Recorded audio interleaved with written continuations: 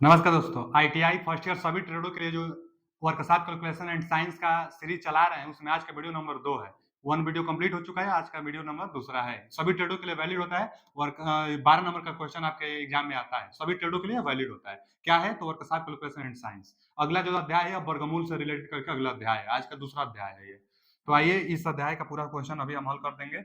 आप भी ध्यान से लगे रहिए और देखिए क्या है क्वेश्चन कि 529 का वर्गमूल बताइए। तो 529 का वर्गमूल तो 23 होता है, सबको जुबान पर भी होता है। कैसे आता है? 23 का 2 बार गुणा कर लीजिए, देखिए 529 आएगा। तो 529 का वर्गमूल तो 23 होता है। तो B option is right answer.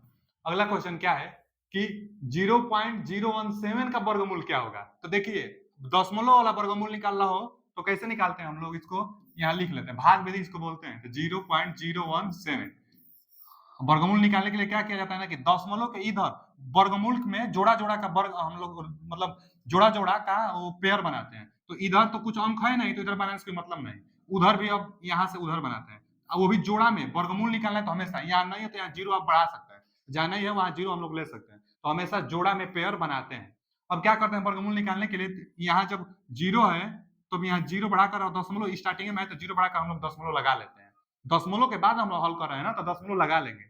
अब हल करेंगे तो 0.1 है, मतलब 0.01 है, तो कितना बार जाएगा? मतलब इसको 1 आप समझेंगे तो एक ही बार जाएगा, एक बार जाएगा।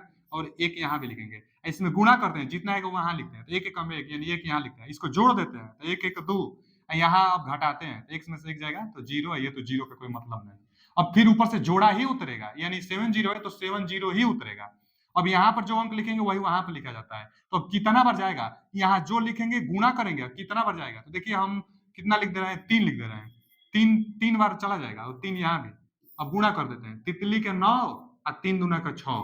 देखिए चला गया ना एकदम। अब वहां घटाया जाता है, यहाँ जोड़ा जाता है। तो 3 3 6, 1 1 2, यहाँ घटाया जाता है। तो यहाँ पर 10 में से 9 जाएगा तो 1, और यहाँ पर तो हासिल क्या है? तो यहाँ पर कुछ नहीं, 1। फिर आगे कुछ उतार लेते, लेकिन यही 10 हम लोग को जवाब मिल गया है, यही वर्गमूल होता है। तो 0.13, तो 0.13 देखिए बी ऑप्शन दिया है। तो B option is right answer. भाग विधि इसको हम लोग बोलते हैं। कभी भी जोड़ा हम लोग लगाते हैं, पेयर, वर्गमूल निकालने के लिए पेयर। दशमलव के बाद उधर डबल पेयर यहाँ से स्टार्ट करते हैं, और दशमलव से इधर अंक रहेगा तो इधर से हम लोग पेयर स्टार्ट करते हैं।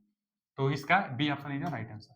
अगला क्वेश्चन क्या है कि अनुपात की परिभाषा क्या है? रेशियो किसे कहते हैं? तो कभी भी रेशियो जो निकाली जाती है वह सेम क्वांटिटी में होनी चाहिए। जैसे मान लीजिए ना कि एक मीटर में है और दूसरा सेमी में है, रेशियो आपको निकालना है, तो दोनों क्वांटिटी का जो मात्रक होना चाहिए सेम यूनिट में होना चाहिए। मतलब मीटर मीटर में ही होना चाहिए अथवा सेमी सेमी में ही होना चाहिए, उसी को रेशियो कहते हैं। मतलब रेशियो हमेशा सेम क्वांटिटी के साथ निकाली जाती है।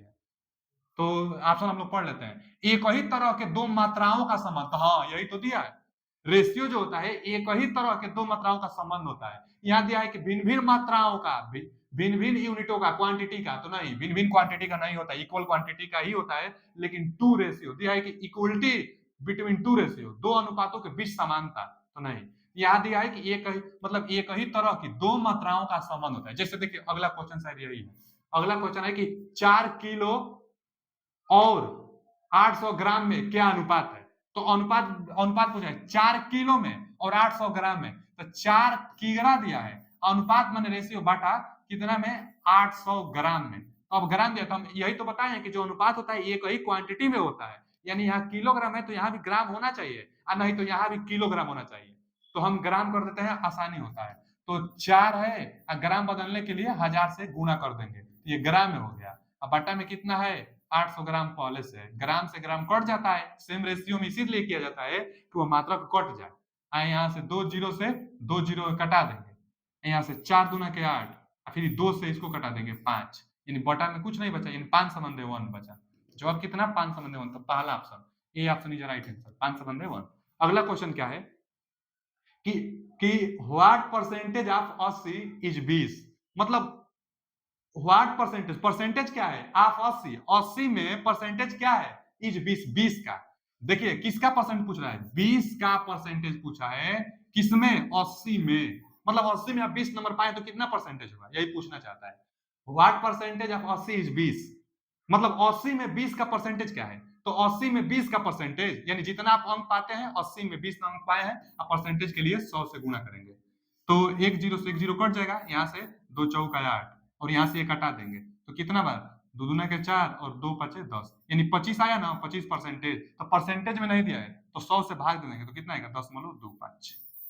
परसेंटेज में नहीं गया है ना, परसेंटेज में नहीं दिया है, 25% आ रहा है लेकिन परसेंटेज में नहीं दिया है, तो यहाँ से हम लोग 100 से भाग देंगे तो कितना आएगा, 10.25। 10.25, C option is right answer. अगला क्वेश्चन क्या है कि 40 किलो का 8% कितना होगा, मतलब how much is 8% of 40 KG. 40 KG का 8% कितना होगा, तो एकदम इजी क्वेश्चन है। एक जीरो से एक जीरो कटा देंगे, 8 चौक का 32 बटा में 10, एक जीरो होता है तो एक अंक पर दशमलव लगाई जाती है, तो 3.2 कहां दिया है, 3.2, बी ऑप्शन 3.2 की। अगला क्वेश्चन क्या दिया है कि 52% को भिन्न में बदलिए। तो 52% को, परसेंटेज मतलब बटा में 100 होता है हमेशा, परसेंटेज आप हटाएंगे ना तो बटा में 100 लगाना पड़ेगा, तो 52 बटा में 100, इसको कटा दीजिए। देखिए 4 से कटाइए तो 13 बार में 13 चौक 52, 4 से इसको कटाएंगे तो 25 बार में, 25 चौक 100 होता है, तो 13/25 इसमें ऑप्शन, यहाँ सी ऑप्शन दिया है 13/25, तो C option is right answer. अगला क्वेश्चन क्या है कि 0.456 दशमलव भिन्न को प्रतिशत में बदलिए। देखिए 0.456 दशमलव भिन्न को, यह दशमलव में है ना, इसको परसेंटेज में बदलिए।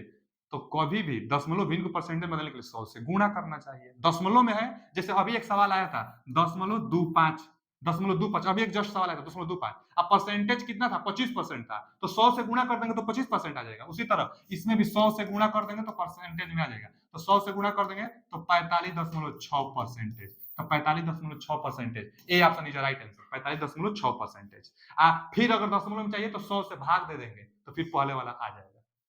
अगला क्वेश्चन क्या है कि एक्स स्क्वायर, देखिए ये स्क्वायर है, टाइपिंग थोड़ा गड़बड़ हुआ है, तो एक्स का स्क्वायर है 6 का स्क्वायर है, तो हम लिख देते हैं क्या दिया है, एक्स का स्क्वायर प्लस 6 का स्क्वायर बराबर 10 का स्क्वायर है, 10 का स्क्वायर है, तो एक्स का मान क्या होगा, तो देखिए एक्स का स्क्वायर का मान ना तो 10 दाई में 100 होता है, ये उधर जाएगा तो माइनस में, और 6 का वर्ग 36 होता है, तो एक्स स्क्वायर 100 में से 36 घटा देंगे आप तो 64, 64 का वर्गमूल निकाल लेंगे तो 8, यहाँ पर C option is right answer 8, 10 6 8 pair भी होता है वर्गमूल के लिए। अगला दशमलव संख्या इतना का वर्गमूल क्या होगा, देखिए आ ही गया सवाल, 550.37 वर्गमूल निकालना है, भाग विधि से निकालते हैं, क्या दशमलव के इधर जोड़ा बनाते हैं तो दो अंक का, एक बच गया तो कोई बात नहीं, अब यहाँ दशमलव के बाद इधर से तो 2, अब कुछ है ही नहीं है तो कोई बात नहीं, अब 5 का है तो 2 बार चला जाएगा, कैसे पता चला, तो 2 बार जाता है ना, तो 2 दूना के 4 गुणा में यहाँ लिखा जाता है और इसको यहाँ जोड़ा जाता है, तो 2 2 4 और 2 दूना के 4 गुणा करने पर 4 आया, जितना बार गया है यहाँ लिख देते हैं, यही वर्गमूल कहलाता है।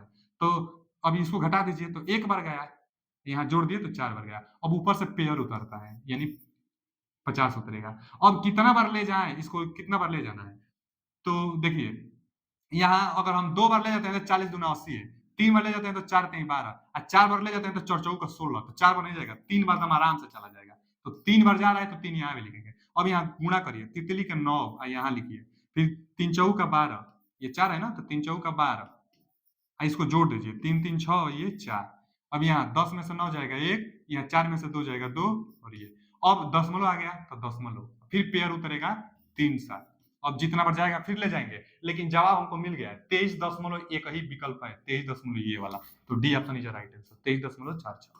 अगला क्वेश्चन क्या है कि अब देखिए कभी कभी क्या होता है ना कि टाइपिंग गड़बड़ हो जाती है, वैसे ये दिया है ना ओ के ऊपर 2 डॉट दिया है, ओ के ऊपर 2 डॉट दिया है, यहाँ भी ओ के ऊपर 2 डॉट दिया है, तो अब ऑक्सीजन हम लोग ले लेंगे, तो ऑक्सीजन का जो ऑक्सीजन होता है ना, इसका इलेक्ट्रॉनिक विन्यास करते हैं तो 8 होता है परमाणु क्रमांक, तो 2 और 6 वाई को उसमें 6, तो 6 डॉट दिया नहीं है, अच्छा 8 पूरा करने के लिए 2 की कमी है, तो 2 की कमी हो जानी चाहिए, ठीक है, तो वो तो हम समझ रहे हैं, लेकिन फिर समझ रहे हैं कि ऑक्सीजन का 8 होता है और यहाँ 18, यहाँ 200, कोई संबंध नहीं बन पा रहा है, तो इसका मतलब मिसप्रिंट हुआ है, और हम लोगों में वैसे भी आईटीआई में इतना ताड़ा नहीं आ जाएगा।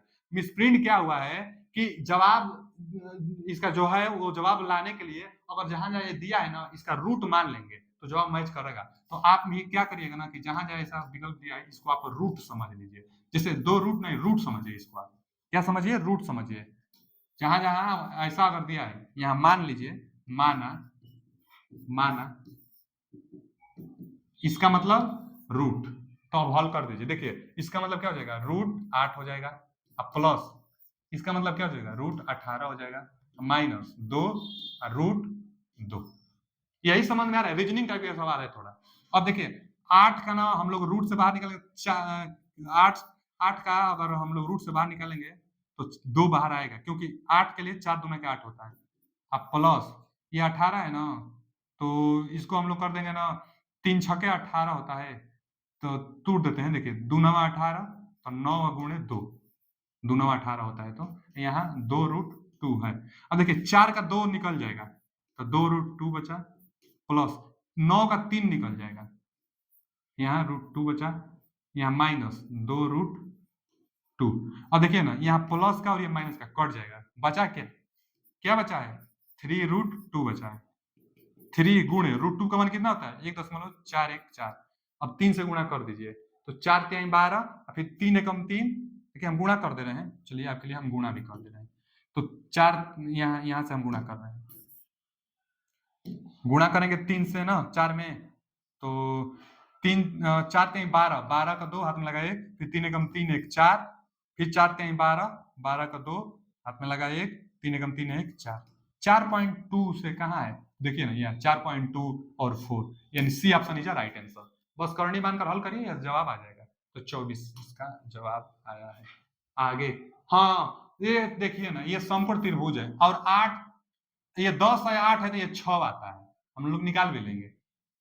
ए भी भुजा का मान पूछे, ये प्रश्नवाचक चिन्ह दिया है, ये मत सोचे क्या दिया है, प्रश्नवाचक चिन्ह दिया है। तो ये कोण है, तो 10 दहाई में 100 माने कोण का वर्ग बराबर ये लंब का वर्ग 8 का वर्ग, अब प्लस x जो निकालना है इसका वर्ग, तो 8 का वर्ग क्या होता है 64, अब प्लस x का वर्ग। अब 64 आएगा इधर घट जाएगा, तो 36x का वर्ग, यानी x का मान 6, तो b 6 से b पाइथागोरस प्रमेय।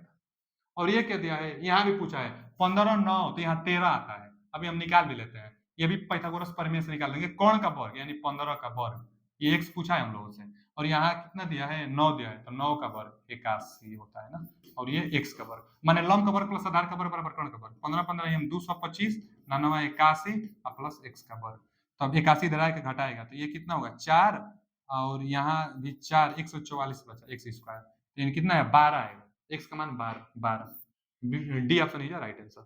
तो आज के लिए इतना ही है, यह वर्ग वाला अध्याय भी समाप्त हो गया। तो आगे नेक्स्ट अध्याय नेक्स्ट चैप्टर के साथ। थैंक यू, धन्यवाद।